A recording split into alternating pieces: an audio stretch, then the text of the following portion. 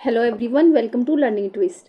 तो यह है क्लास 6 इंग्लिश का chapter number 2 the raven and the fox. ठीक है, तो रेवन जो है क्रो है और फॉक्स मीन्स होता है लोमड़ी। ठीक है, तो क्रो को कौवे को जो है सिंपली क्रो बोलते हैं, लेकिन इसमें जो है रेवन कहकर पुकारा गया है। ठीक है, तो आइए हम इस स्टोरी को शुरू कर लेते हैं। चलिए देखते हैं क्या है इस स्टोरी में। Let us do these activities before we read. आइए पहले पढ़ने से पहले हम इस एक्टिविटीज़ को करते हैं। Okay, we know that frogs croak. हम जानते हैं कि जो फ्रॉक्स होते हैं वो क्रोक करते हैं। क्रोक मीन्स टर्टल की जो आवाज़ करते हैं। हम जानते हैं कि जो फ्रॉक्स होते हैं वो क्रोक करते हैं, वो टर्टल की आवाज़ करते हैं। Did you know that ravens also crook. क्या आप जानते हो कि रेवेंस जो है वो भी क्रोक करते हैं। तो जो कौवा होता है वो काई काई करता है अक्सर, है ना। तो ये जो रेवेंस होते हैं, रेवेंस क्या होता है, बिल्कुल काला कौवा होता है। जो होता है आपने देखा उसकी ग्रे कलर की बीक होती है। एक तो होता है जो दो तरह के कौवे आपने देखे होंगे शायद, अगर देखा हो तो जो ग्रे कलर का जो बिल्कुल ब्लैक होता है, बिल्कुल ब्लैक, और उसकी जो चोंच होती है ग्रे सी होती है बस, तो वो होता है रेवेंस। तो रेवेंस भी जो है क्रॉक करते हैं, टर्टल की आवाज़ वो भी निकालते हैं। Which animal is shown to be cunning in stories. और कौन से एनिमल्स को स्टोरीज में जो है कनिंग कहा गया है, चालाक कहा गया है। तो सब जानते हैं लोमड़ी होती है भाई चालाक। Circle the correct answer. तो सबसे ज़्यादा चालाक जो है फॉक्स को माना गया है। ठीक है, तो ये जो दो क्वेश्चंस थे तो ये हमने कर लिए हैं। चलिए अब स्टोरी को पढ़ लेते हैं। Let us read. Mister Raven was perched upon a limb. तो लिम्ब मीन्स होता है ब्रांच। क्या होता है, क्या पहले कुछ मीनिंग्स देख लेंगे हम। लिम्ब मीन्स होता है ब्रांच। ठीक है, क्या होता है, ब्रांच। ओके, पर्च्ड, पर्च्ड मीन्स होता है बैठना। क्या होता है, बैठना। ओके, पेन नहीं चला।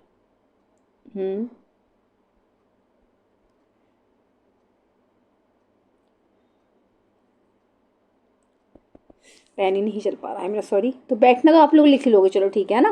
फर्स्ट मीन्स हो गया बैठना। And रेनार्ड the fox look up at him for the raven held in his great big beak a मोर्जल।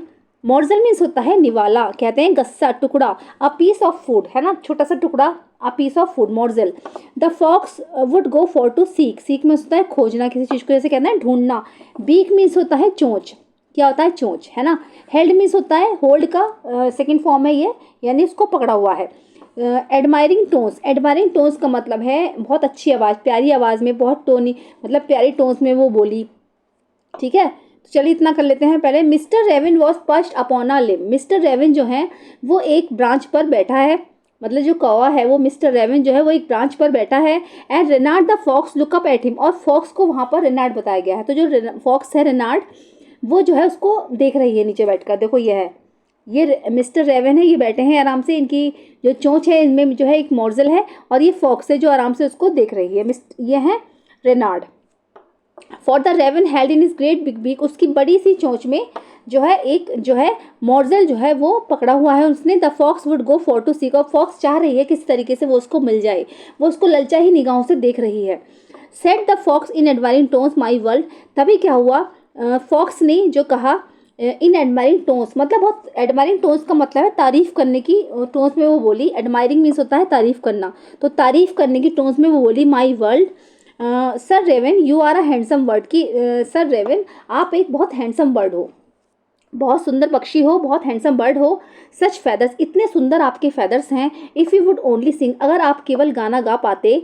The birds of this woods would call you king, तो आप जो है पक्षियों के राजा कहलाते, है ना। तो मतलब उसने उसकी तारीफ कर दी। कहता है ना कभी कभी लालच में नहीं पड़ना चाहिए, तारीफ में नहीं पड़ना चाहिए, कि जो कोई झूठी तारीफ अगर हमारे मुंह पे तारीफ कर रहा है तो वो गलत हो रही है। तो फॉक्स ने तारीफ कर दी कि आप जो है कितने सुंदर हैं, आपके फेदर्स कितने सुंदर हैं। अगर आप गाना गा पाते तो आप पक्षियों के राजा कहलाते। ठीक है, अब देखते हैं आगे क्या होगा। The raven who did not see the joke. Raven, जो रेवन था, who did not see the joke, जो इस मजाक को समझ ही नहीं पा रहा था। Forgot that his voice was just a croak, वो भूल गया था कि उसे क्रॉक करना है, वो क्रॉक कर रहा है ना, वो सब कुछ भूल गया। ही जैसे ही उसने क्रॉक करा ना, जब उसने लोमड़ी ने उसकी तारीफ करी तो उसने क्रॉक करा। तो जैसे ही उसने क्रॉक करा, ही ओपन हिज बीक, उसने अपनी चोंच खोली। इन हिज फुलिश प्राइड, तो घमंड, फुलिश प्राइड मतलब क्या होता है, उसके अंदर घमंड सा आ गया था कि भाई मेरी तारीफ हो रही है। वो मूर्ख था, है ना, उसके अंदर जो फुलिश प्राइड में घमंड सा आ गया उसके अंदर। And down fell the morsel the fox had eyed. तो जल्दी से जो मोर्जल था, जैसे ही उसने अपना मुंह खोला तो जो मोर्जल था, जो निवाला था, अ पीस ऑफ फूड, वो नीचे गिर गया, जिसको कि फॉक्स जो है आंखें लगाकर देख रही थी, ताक रही थी, एकदम से वो गिर गया। हा हा लाफ द फॉक्स, तभी लोमड़ी जो है मुस्कुराई, तभी लोमड़ी हंसी। एंड नाउ यू नो, और अब आप जानते हो, ignore sweet words that make you glow. ठीक है, तो ignore sweet words that make you glow, जो आपकी तारीफ कर रहे हैं, जो झूठी तारीफ आपके सामने ही कर रहे हैं, तो आपको उन वर्ड्स को इग्नोर करना चाहिए हमेशा। मतलब ये नहीं सोचना चाहिए कि ये बंदा हमारी तारीफ कर रहा है तो सोच लो कि भाई हो सकता है इससे हमें नुकसान भी हो जाए। तो ऐसे ही वो तारीफ कर रही थी। Pride my friend is rather unwise, क्योंकि जो घमंड होता है ना मेरे दोस्त, इज रेदर अनवाइज, तो कभी कभी वो मूर्ख भी बना देता है हमें। अनवाइज मीन्स होता है मूर्ख, वाइज मीन होता है बुद्धिमान, अनवाइज अगर ले लेंगे तो उसको फुलिश में भी आ जाएगा ये, यानी कि मूर्ख होता है।